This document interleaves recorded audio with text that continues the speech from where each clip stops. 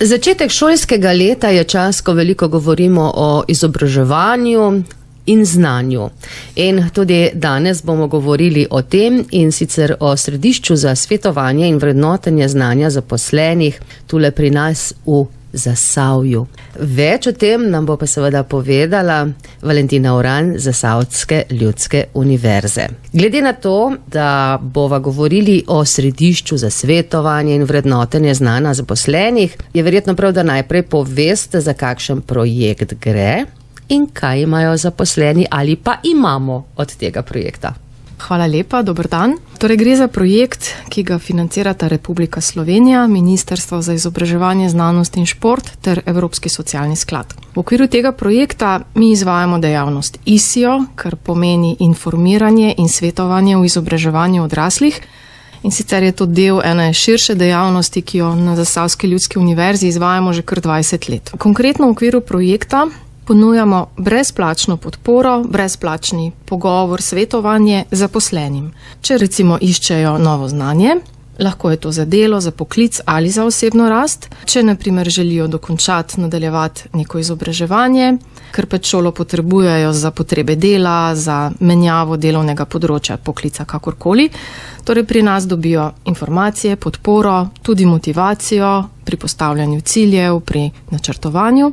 Potem mogoče odrasli želijo ovrednotiti tisto znanje, ki ga že imajo, ker pač vsi nekaj znamo, pogosto pa nimamo dokazil za ta znanja in včasih nam pridejo prav. Velikokrat jih ne rabimo, včasih pa nam pridejo prav. Naprimer, za področje jezikov ali računalniške pismenosti mi omogočamo vrednotenje, mogoče tudi samo oceno in na podlagi tega pripravimo povratno informacijo, neko mnenje, ki jo potem zaposleni lahko uporabi ali za dokazovanje znanja ali za opise v življenjepisu, kakorkoli, lahko tudi za pridobivanje kakšnih drugih certifikatov, naprimer, če želijo pridobiti nacionalno poklicno kvalifikacijo. Potem pa seveda nekateri razmišljajo tudi o malo večjih spremembah, recimo o spremembi kariere, njim pa potem pomagamo pri raziskovanju njihovih zaposlitvenih možnosti, priložnosti, pri urejanju kakšnega portfolija, zbirne mape, življenjepisa, pri pisanju prijav, ponudb na delovna mesta in podobno. Projekt izvajamo že od leta 2016 in se bo zaključil čez 2 leti nekje. Z Valentino Uran z Zasavske ljudske univerze se danes pogovarjam o Središču za svetovanje in vrednotenje znanja zaposlenih. Plastični prikazi so vedno nekako najboljši, pa greva še mi dve zdaj tako. Sem zaposlena, rada bi se nekaj učila, želim si neke spremembe. Sem torej tista prava, k pridem k vam in vas začnem spraševati, kaj bi pa jaz zdaj naredila, kako mi pa lahko pomagate? Ja, si prava. Torej, projekt je namenjen vsem zaposlenim, ne glede na spol, na starost, seveda še posebej pa so vabljeni zaposleni, ki niso visoko izobraženi, mogoče tisti nekje do srednje šole, čeprav dobrodošli so vsi, tudi ostali. Mogoče v trenutnih razmerah priporočamo, da se na nas najprej zaposleni obrnejo prek telefona ali elektronske pošte in če gre za neka enostavna vprašanja, jih mogoče lahko rešimo kar po tej poti. Pogosto pa to ni dovolj, se pravi, pride v poštev bolj pogovor ali na 4 oči, to pa lahko potem naredimo osebno, tako da se oglasijo pri nas ali pa tudi preko videokonference. Pa dajva še malce bolj zaplesti vse skupaj. Torej, prišla sem k vam, se pozanimala, želim mogoče, pridobiti nek zakompliciran certifikat, vse mi poveste, razložite, ampak meni še kar ni jasno. Se pravi, da lahko večkrat pridem k vam?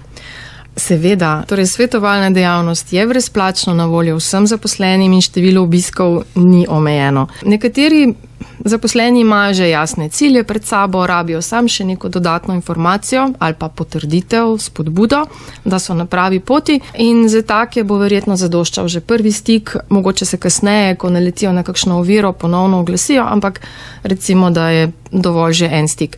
Potem so seveda drugi, ki si želijo, da bi bilo nekaj drugače, da bi se nekaj spremenilo, ne vejo, kako se tega lotiti in za njih in seveda za vse si pri nas vzamemo čas, poslušamo njihove zgodbe, probleme, ovire, izzive, iščemo neke rešitve. Prav je, da govorimo o pričakovanjih, željah, ciljih, načrtih. Pravzaprav ljudje zelo radi govorimo o sebi, in prav je, da spregovorimo tudi o teh pričakovanjih povezanih s kariero, z izobraževanjem, mogoče s kakšnimi hobiji. In ko jih povemo na glas, pogosto spremenijo obliko, mogoče nekaj, kar se nam v enem trenutku zdi neizvedljivo, nemogoče, daleč, težko, potem ob kakšni dodatni informaciji spodbudi postane tako bolj blizu, realno, dosegljivo.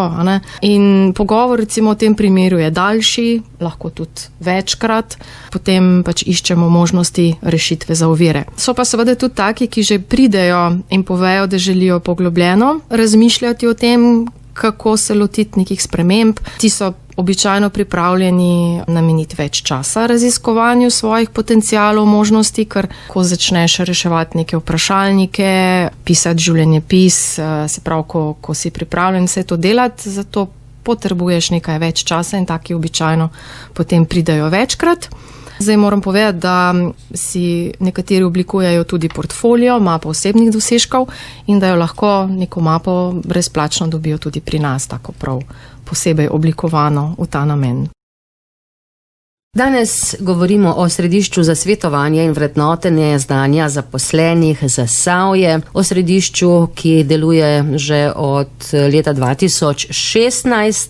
Slišali ste že nekaj podatkov o tem, komu je pravzaprav namenjeno to središče, kdo je vabljen, da pride k njim, da se oglasi, tudi večkrat, ne samo enkrat, če rabi pogovor, da najde nekje neko luč sredi tunela nadaljnega izobraževanja, znanja in podobnega. Je pa res, Valentina, da zdaj so neki čisto posebni časi. Je recimo COVID-19 vplival na zaposlene oziroma na ljudi, ki se obrnejo na vas?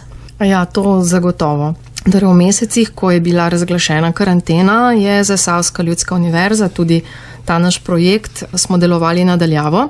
In če smo prej ves čas poudarjali oziroma si želeli osebnih pogovorov, se je to pač zdaj mečkeno spremenilo. Osebno srečanje je še vedno mogoče in ga tudi priporočamo, ampak nekje po predhodnem dogovoru, tako da se izognemo večji množici v naših prostorih. Omogočamo pa seveda tudi svetovanje preko videokonference, recimo česar prej nismo počeli. Zdaj sem opažala, da ob začetku karantene so seveda obiski in klici usahnili, kar se mi je zdelo normalno. Vsi smo se ukvarjali z nekimi drugimi problemi, izzivi, izobraževanje je bilo nekje na zadnjem mestu. Potem v postopnem odpiranju karantene pa so tudi zaposleni ponovno začeli se obračati na nas, razmišljati o izobraževanju oziroma o nekem kariernem razvoju. Jaz bi rekla, da je prav vse to, kar se nam letos dogaja, pokazalo, da se imamo še veliko za naučiti, tudi na področju digitalne pismenosti, čeprav smo naredili velik korak, smo videli, da nam manjka še zelo veliko znanja, da se lahko vsak dan kaj novega naučimo.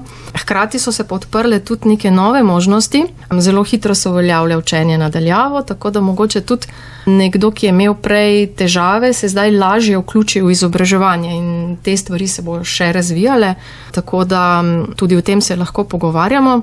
Predvsem pa bi mogoče apelirala na tiste, ki so na čakanju na delovnem mestu ali delajo skrajšan delovni čas zdaj v tem trenutku, ali pa so začutili, da je zdaj res pravi trenutek za neko spremembo v karieri, da nas poiščejo. Pogovor nič ne stane, ne zahteva nujno neke aktivnosti, akcije, potem pač mi damo neke informacije, ponudimo neke možnosti, potem pa se vsak sam odloči, kaj bo s tem naredil. Seveda zdaj še podatek o tem, kje vas tako fizično najdejo naši poslušalci. Torej fizično nas najdejo v Trbovljah, kjer v središču delam jaz, in v Zagorju, kjer svetuje kolegica Tina. Naši kontakti so objavljeni na spletni strani www.zlu.si, tudi različne zloženke, plakati, kjer so vsi ti kontakti so na različnih javno dostopnih mestih. Zdaj opozorila bi, da v septembru se vedno marsikaj dogaja. Letos bomo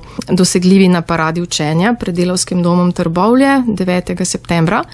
Tam bomo imeli en tak kotiček za klepet ob kavi, torej kdor si ne želi priti v pisarno, se lahko ko bo šel mimo, oglasi pri nas in nas kaj vpraša. Konec septembra pa načrtujemo tudi dneve svetovalnih središč, že vrsto let imamo ta dogodek. Tudi v okviru tega dogodka se bomo poskušali približati občanom s kakšno stojnico, nagradnimi igrami, seveda, darili in kakšnimi drugimi aktivnostmi. Posebej bi pa postavila 24. september, ko bomo organizirali dan za znanje. Ta bo pa posebej namenjen promociji učenja zaposlenih, ampak mogoče o tem kdaj kasneje. Seveda, takrat, ko se bo to tudi dogajalo tu pri nas v Zasavju. Valentina, hvala za obisk in srečno. Hvala lepa.